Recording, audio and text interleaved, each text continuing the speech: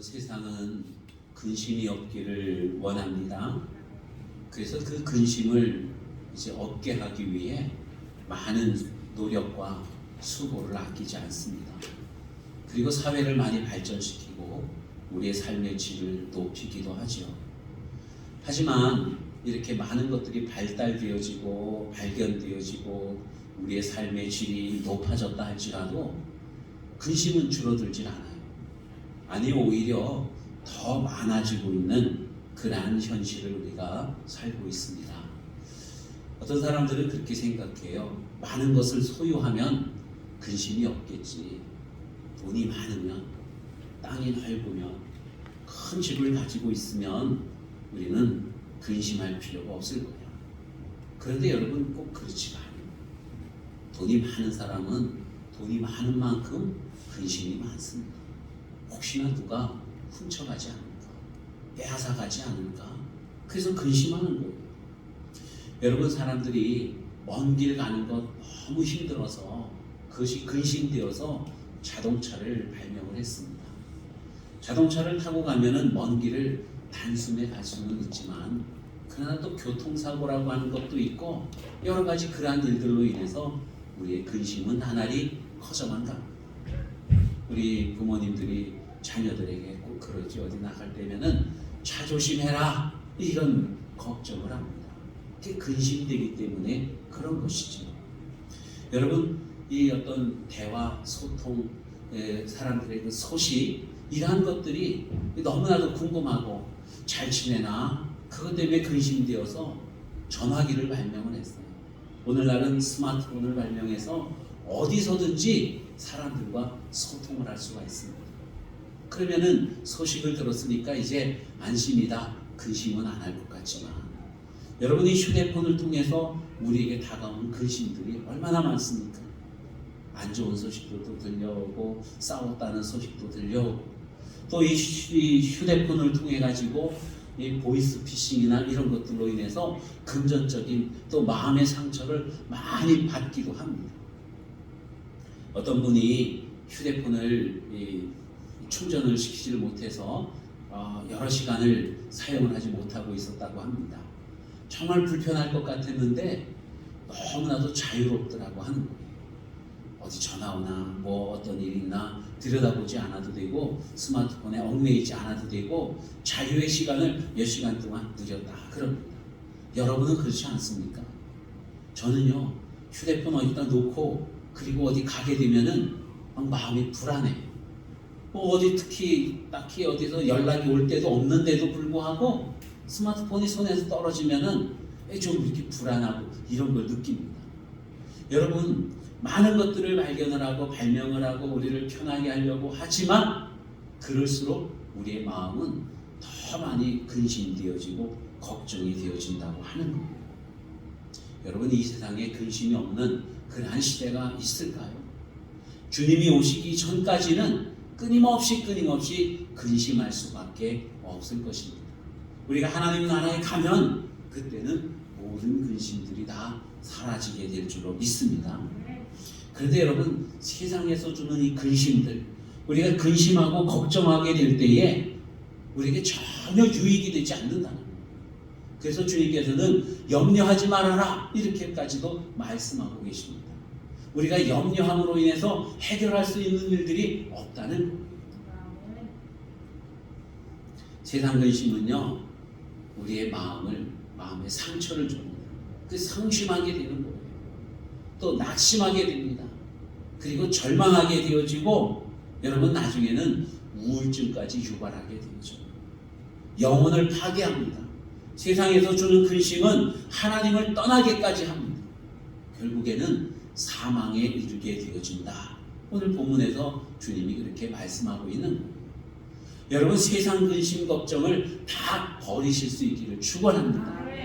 어떻게 세상 근심을 버릴 수가 있어요? 버릴 수가 없죠. 그러나 버릴 수 있습니다. 우리 하나님께 맡기면 우리의 세상 근심은 다 버릴 수가 있다고 하는 거죠. 어떤 사람들은 근심을 버리지를 못해요. 그 근심을 해결하기 위해서 인간적인 방법으로 노력을 합니다. 그런데 노력을 하면 할수록 점점 더 깊은 수렁으로 빠지게 되고 더 크게 근심을 하게 되어진다고 하는 것입니다.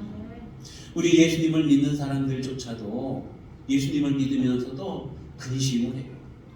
그 근심을 해결하기 위해서 세상적인 방법을 동원하기도 합니다. 그런데 그렇게 하면 할수록 더 어려워지고 더 많은 근심, 더 큰 근심, 더 깊은 근심을 하게 되는 것입니다. 하나님을 잘 섬겼던 한 청년이 이스라엘의 왕이 되었습니다. 그가 사울이에요.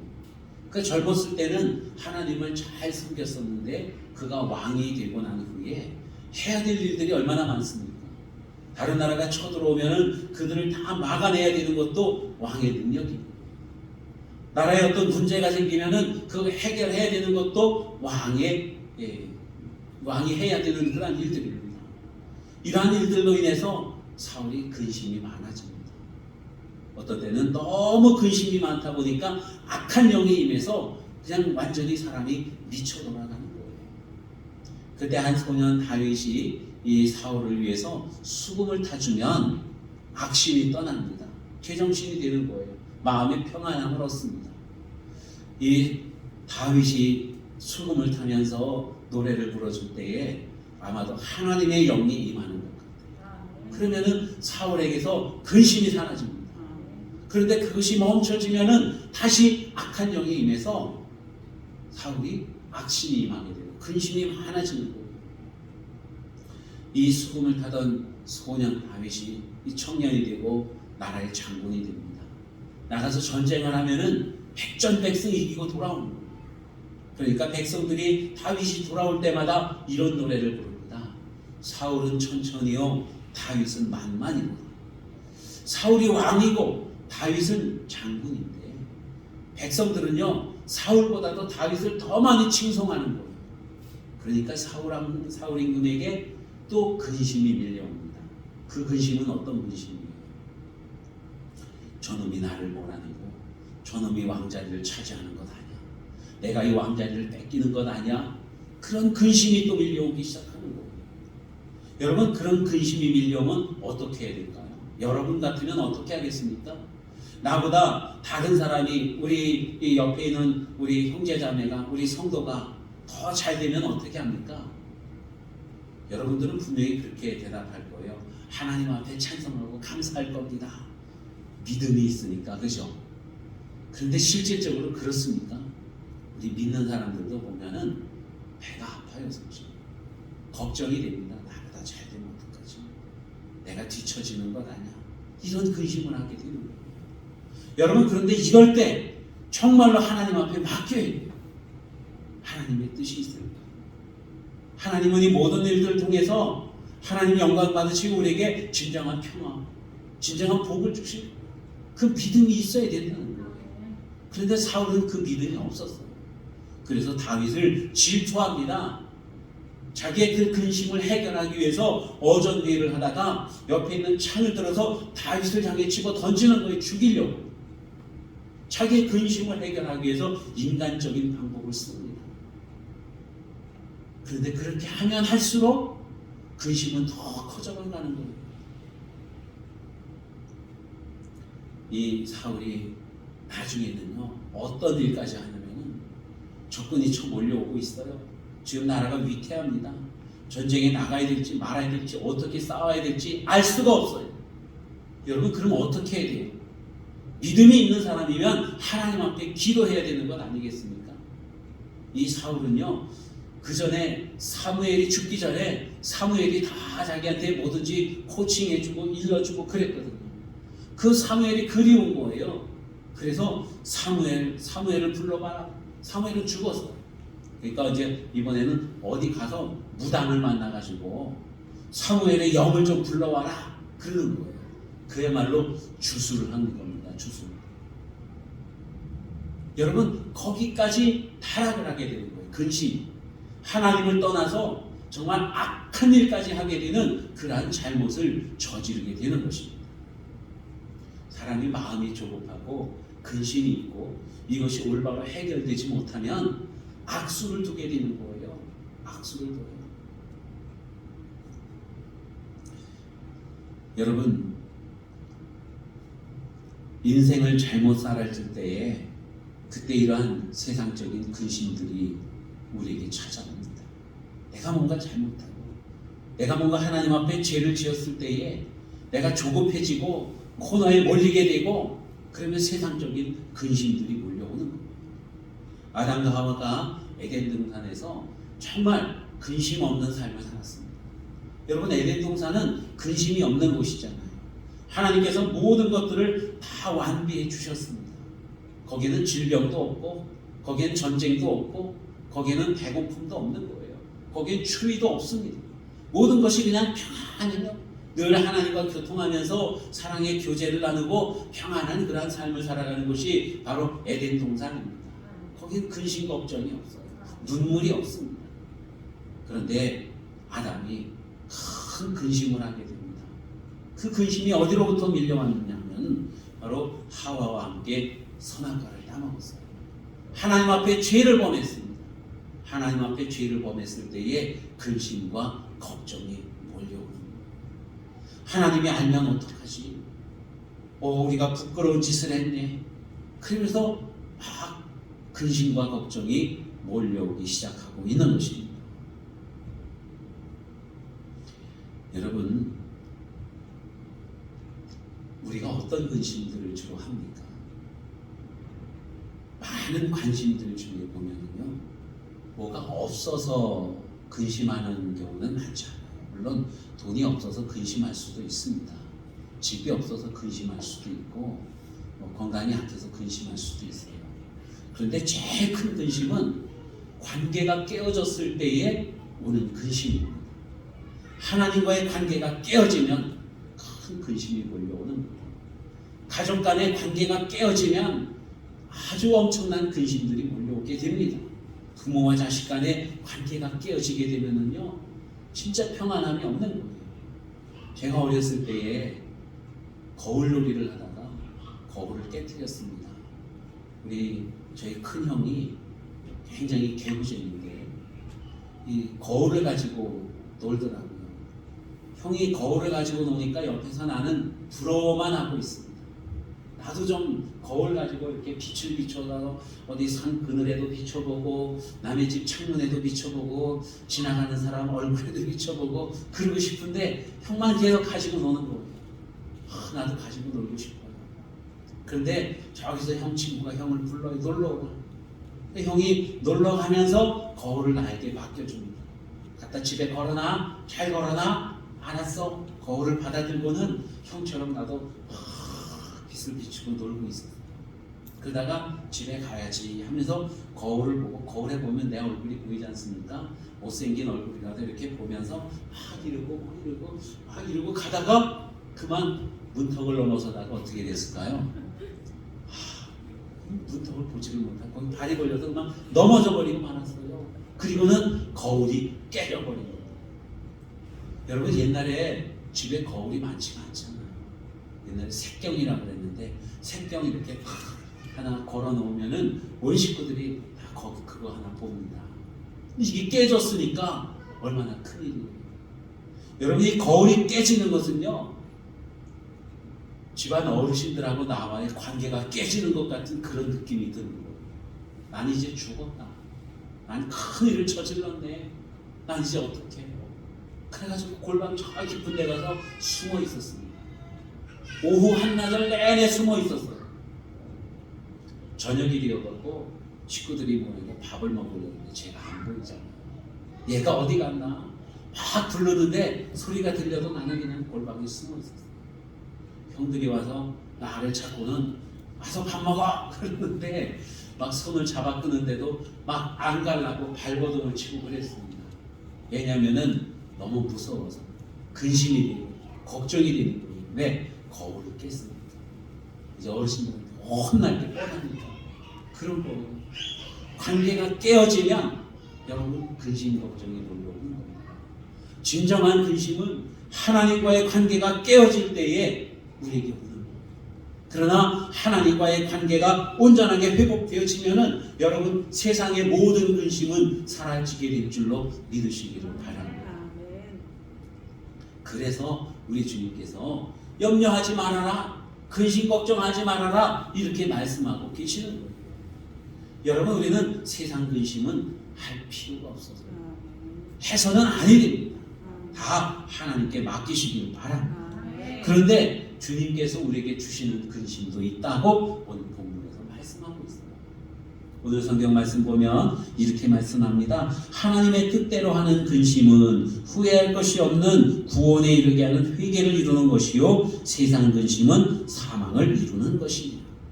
세상 근심은 사망에 이르게 하는 것인가 하면 하나님의 뜻대로 하는 근심은 어떻다 그래요?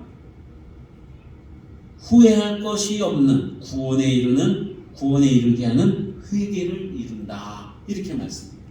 그러니까 하나님의 뜻대로 하는 근심이 있다는 겁니다. 하나님께서 우리에게 주시는 근심이 있다는 거예요. 여러분 그런 근심이 어떤 것일까요? 오늘 성경 말씀에 보면은 사도 바울이 고린도 교회에 쓰고 있는 편지인데 바울이 근심하고 있어요. 사도 바울이 어떤 근심을 했냐면 처음에 고린도 지역에 가서 교회를 세웠습니다. 그리고서 하나님의 말씀을 잘 가르쳤어요. 교회를 세우고 가르치고 그리고 이제 선교여행을 위해서 또 다른 곳으로 떠납니다. 그런데 나중에 들려오는 소리가 보니까 고린도 교회가 엉망이 되었다는 거예요. 서로 파당을 지었다는 겁니다. 아볼로파, 게바파, 바울파, 예수파 이러면서 서로 분란이 일어나고 있는 거예요. 그래서 서로 싸우고 삿대질하고 손가락질하고 내가 오르네 네가 오르네 하나가 되지 못하고 있다는 것입니다. 그런가 하면은 이 고린도 교회는 하나님께서 많은 은사를 주셨는데 방언의 은사도 주시고 예언의 은사, 통역의 은사, 병 고치는 여러 가지 은사를 주셨는데 그 은사들을 함부로 막 쓰고 질서 없이 쓰고 그래서 교회가 아주 혼란스러워졌다는 거예요. 그런 얘기가 또 들려옵니다. 그런가 하면은 또 교인들이 우상 숭배하기도 하고 또 여러 가지 성적인 어떤 범죄들을 저지르기도 하고 그러면서 아주 그냥 교회가 혼란스러워졌다는 거예요. 죄악 가운데 있다는 거예요. 그래서 사도 바울이 이 고린도 교회에 편지를 썼습니다. 그것이 바로 고린도 전서입니다. 거기에 많은 책망하는 말씀들을 이제 기록을 해가지고 고린도 교회에 보냈습니다. 보내놓고는 사도 바울이 근심을 합니다. 여러분 우리가 그럴 때 있지 않습니까? 누군가 뭔가 좀 잘못한 것 같아가지고 한마디 하면 어떤 때는 속이 시원하기도 하지만은 후회될 때도 있죠. 내가 괜히 말했나. 이것 때문에 상처를 입고 더 멀어지는 거 아니야? 이러면서 근심할 때가 있지 않습니까? 사도 바울도 그런 마음이 있는 거예요. 책망하는 편지를 보내놓고 고린도 교회 교인들이 그 말씀을 받아가지고 정말 회개하고 잘 돌이키고 온전해지면은 너무너무 좋겠지만 혹시나 이 말씀을 보고는 더 그냥 막 울거락풀거락하고 더 삐지고 더 상처를 입고 더 혼란스러워지고 그러면 어떡하나 하는 근심을 하고 있었던 것입니다. 이게 사도 바울의 근심이었어요. 그런데 편지를 가지고 갔던 디도가 다시 돌아왔어요. 그리고는 고린도 교회의 소식을 이제 사도 바울에게 전해줍니다. 바울 선생님이 보내주신 그 서신서를 보고 고린도 교회 교인들이요 완전히 변했어요. 나를 잘 영접해 주었고 그들이 회개하고 돌이키고 하나님의 아주 온전한 그리스도인으로 변화되어졌습니다 하면서 그렇게 좋은 소식을 전해줍니다. 여러분 고린도 교회 교인들이요 사도 바울이 보내준 그 고린도 전서를 읽고 고린도 교회 교인들도 근심을 했어요. 어떤 근심을 했을까요? 우리가 잘못 살았구나. 우리가 잘못된 길로 가고 있었구나. 우리가 잘못 알고 있었구나. 아이고 어떡하면 좋지. 그러면서 거룩한 근심을 하게 되었다고 하는 것입니다. 고린도 교회의 근심이 그런 거예요. 자신들의 돌아보고 자신들의 죄 때문에 슬퍼합니다. 여러분 여기서 근심이라고 하는 말이요 우리 성경에 근심이라고 이렇게 기록이 되어져 있어요. 그런가 하면은 표준 세번역에는 이 말씀을 슬픔으로 표현을 하고 있습니다. 그러니까 이 근심은 우리 자신의 어떤 잘못된 것들로 인해서 슬퍼하고 있는 거예요. 내가 이렇게 죄를 많이 지어서 하나님이 얼마나 걱정하셨을까 하는 그런 근심을 하고 있는 거예요. 여러분, 그러니까 그 근심은 하나님이 주시는 근심이었다는 것입니다. 하나님의 뜻대로 하는 바로 그러한 근심이었다고 하는 거예요. 고린도 교회 교인들이 이렇게 하나님의 뜻대로 하는 그러한 근심을 했을 때에 어떠한 결과들이 그들에게 있었을까요? 여러분, 하나님의 뜻대로 하는 근심 따라해 볼까요? 하나님의 뜻대로 하는 근심. 여러분들 다 근심이 있죠? 다 근심이 있을 거예요. 그 근심이 하나님의 뜻대로 하는 근심일까? 아니면은 세상적인 근심일까? 어떤 것 같아요? 여러분, 우리가 그 어떤 말을 들어도요, 들었을 때에 내 마음에 오는 영향력이 있을 것입니다. 그런데 이것이 하나님의 뜻대로 하는 근심이 될 수도 있고 세상적인 근심이 될 수도 있는 거예요. 심지어는 우리가 뭔가를 하려고 할 때 마귀가 우리를 유혹을 해요. 그래서 근심을 하지 않습니까? 그럴 때도 우리는 하나님의 뜻대로 하는 근심을 할 수가 있고 세상적인 근심을 할 수가 있는 거예요. 그냥 날이 추워졌어요. 엄청 추워졌어요. 이렇게 날씨가 많이 추워진다는데 어떡하지? 하면서 어떡하지 할 때 우리는 근심하고 있는 거예요. 그런데 이 어떡하지 하는 것이 세상적인 근심이 될 수도 있고 하나님의 뜻대로 하는 근심이 될 수도 있는 것입니다. 어떡하지 하면서 우리 하나님의 마음을 생각해 보면 하나님의 뜻대로 하는 근심이 되는 거예요. 어떡하지 하면서 내 욕심을 채우려고 하면은 세상적인 근심이 되어진다는 것입니다. 하나님께서 우리에게 주시는 말씀이 있는데 이것을 그냥 저 사람이 나를 미워해서 주는 말이야, 이렇게 받으면 이건 세상적인 근심이 되어지는 것이고 나를 사망에 이르게 하는 것입니다. 그런데 누군가 나에게 안 좋은 얘기를 했는데도 불구하고 내가 그 이야기를 들으면서 근심을 해요. 하나님께서 이런 음성을 들려주시는구나. 하나님의 말씀으로 받으면 하나님의 뜻대로 하는 근심이 시작이 되어지는 것입니다. 그러면 우리가 회개하게 되고 구원에 이르게 되고 생명을 얻게 되어지는 것입니다. 여러분, 고린도 교회 교인들이 하나님의 뜻대로 하는 근심을 했어요. 그랬더니만은 어떤 마음이 들었느냐? 간절한 마음이 들었다고 그렇게 말씀합니다. 오늘 11절 말씀해 보면 그렇게 말씀해요. 보라, 하나님의 뜻대로 하게 된 이 근심이 너희로 얼마나 간절하게 하며, 이렇게 말씀합니다. 간절해졌고, 무엇에 대해서 간절해졌을까요? 하나님의 은혜에 대한 간절함이 아니겠습니까? 여기에서 이 간절함이라고 하는 것은요, 다른 말로 표현하면 또한 열성적이다, 열정적이다, 그것을 말하는 거예요. 여러분, 고린도 교회 교인들이요, 그 환경이 죄악된 것들이 많이 있기는 있지만은 거기가 상업도시이고 그래서 부요했어요. 아쉬운 것이 없습니다. 그러니까 이 교인들이요, 하나님의 은혜에 대한 간절함이 없었다는 거예요.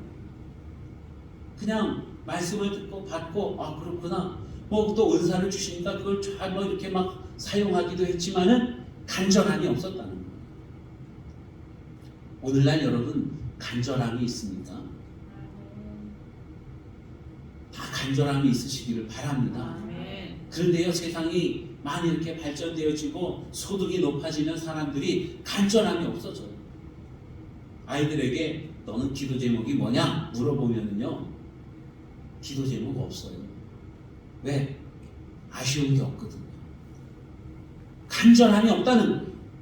그러니까 어떤 일에든지 열정을 내지를 못하는 거예요. 그런데 고린도 교인들이 하나님의 말씀을 듣고는 근심이 생겼어요. 그런데 그 근심이 그들의 마음을 간절하게 만들었다는 것입니다. 우리가 하나님의 말씀, 하나님의 은혜에 대해서 너무 뜨뜻미지근한 삶을 살았구나. 있어도 그만 없어도 그만 그런 미지근한 삶을 살았구나. 그러면서 하나님의 은혜를 많이 사모하고 하나님의 일에 대해서 열정적인 그러한 마음을 갖게 되었다고 말씀하고 있습니다. 여러분, 그런가 하면은요, 하나님의 뜻대로 하는 근심이 이 고린도 교회 교인들로 하여금 회개하는 마음이 들게 했다, 그렇게 말씀해요. 오늘 성경 말씀에 보면은 얼마나 변증하게 하며 이렇게 말씀해요. 변증이라는 게 뭐예요? 내가 가지고 있는 어떤 생각들을 변호하는 거예요. 말로서 증명하는 것입니다. 그런데 여기에서 이 변증이라고 하는 것은요, 이 고린도 교회 교인들이 이렇게 볼 수가 있어요. 우리가 지난 날들 얼마나 잘못 살아왔는지, 내가 그때 정말 잘못했습니다. 내 실수였습니다. 우리 보면 텔레비전이나 이런 데 보면은, 기독교 텔레비전 이런 데 보면은 간증들 많이 하지 않습니까? 내가 그때 이렇게 살았었는데 정말 잘못 살았던 것이었습니다. 하나님의 은혜를 받고 보니까 내가 정말 얼마나 잘못된 죄인이었는가를 깨닫게 되었습니다. 그러면서 자신들의 삶에 대해서 회개하고 고백하고 자기의 삶을 완전히 드러내지 않습니까? 바로 그런 것들을 의미하는 거예요. 하나님의 말씀이 들어오고 그들이 근심하게 되면서 자신들의 삶을 다 드러내놓습니다. 내가 죄인이었습니다. 내가 잘못한 사람이었습니다. 내게 죄가 많습니다. 나는 그때 그게 죄가 아닌 줄로 알았는데 알고 보니까 그게 죄였습니다. 이렇게 고백을 하는 거예요. 여러분, 어떤 때는 우리가 죄가 죄인 줄도 모르고 살아갈 때가 많아요. 그래서 회개할 것이 없다고 생각할 때가 많습니다. 그런데 우리 하나님의 말씀이 들어오고 하나님의 뜻대로 하는 근심이 우리에게 생겨나게 되면은 내가 얼마나 큰 죄인이었는가 하는 것을 알게 되어진다고 하는 겁니다. 여러분, 사람의 귀는요, 오묘합니다. 내가 이렇게 말하는 그 목소리하고 다른 사람들이 말하는 목소리하고 다르게 들려요. 어떻게 들리냐면은 내 목소리는 이 말이 바깥으로 나가서 공기 중에서 있다가 귀로 들어오는 것처럼 들리지만은 실질적으로 그것보다는 내 목소리가 나의 어떤 이 몸을 이 뼈나 살이나 이런 공간 이런 것들을 울리면서 내 귀에 자극을 해서 내 목소리가 들리는 거거든요. 그래서 이 내 목소리를 녹음을 해가지고 나중에 이렇게 들어보면은 이게 내 목소리가 맞아? 이럴 때가 많이 있는 거예요. 그런 경험 해보셨어요? 여러분, 전화기에다가 한번 이렇게 내 목소리를 녹음을 해갖고 나중에 들어보시기 바랍니다. 그럼 누구세요? 그럴 거예요. 내 목소리 같지가 않아요. 전혀 다른 사람 목소리로 들립니다. 이게 이제 신체 구조적으로 보면은 내의가 있고 외의가 있는데, 내의는 이 나의 몸을 통해서 내 귀에 들려오는 소리를 의미하는 것이고, 외의는 다른 사람들이 외부에서 말하는 것이 공기를 통해서 내 귀에 들어오는 것을 의미해요. 그래서 외의로 듣는 것과 내의로 듣는 게 전혀 다르거든요. 여러분, 그래서 내의로 들을 때 이때는 내 목소리가 굉장히 좋은 줄로 알았어요.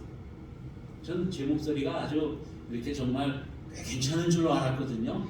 그래서 옛날에 신학교 다닐 때에 이제 뭐 설교 연습도 하고 뭐 그러느라고 녹음기에다가 이렇게 녹음을 해갖고 한번 들어봤어요. 전혀 다른 목소리예요. 내가 꽤 근사한 목소리를 가지고 있었는 줄 알았는데 그걸 들어보니까 아주 형편이 없더라고요. 그래서 크게 실망하는 적이 있습니다. 물론 지금은 이제 너무나도 익숙해지고 그래서 그 목소리가 내 목소리구나 그냥 익숙해져서 그러려니 하고 알고 듣고는 있습니다만은 내가 모르는 나의 모습을 바깥에서 알고 있다는 거예요. 제 목소리가 여러분에게 들려질 때에 어떻게 들려지는지 여러분 그런 거 생각해 보신 적이 있으세요?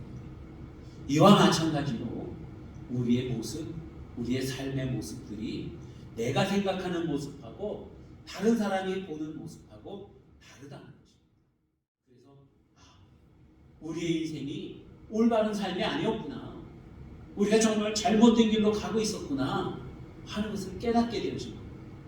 그리고는 그것을 다 고백을 합니다. 이래저래 했었는데 그것이 나의 잘못이었습니다. 나는 바울파라고 생각했는데 그런 파가 있는 것은 전혀 무의미한 것입니다. 우리는 다 예수님 안에서 한 몸입니다. 나는 개밥파라고 생각했는데 나도 역시 잘못했었습니다. 이렇게 자기들을 변증하는, 나는 내가 가지고 있는 이 은사가 최고라고 생각했는데 이거 무질서하게 사용하면 아무런 유익이 없는 것임을 깨달았습니다. 사랑이 없이 행하는 것들은 아무런 유익이 없는 것을 깨달았습니다. 변증하는, 그게 하나님께서 주시는 근심의 결과라는 것입니다. 그런가 하면 또한 이 고린도교 교인들이요 얼마나 분하게 하며 분노했다는 것. 여기에서 이 분노는 의분을 말합니다. 의로운 분노.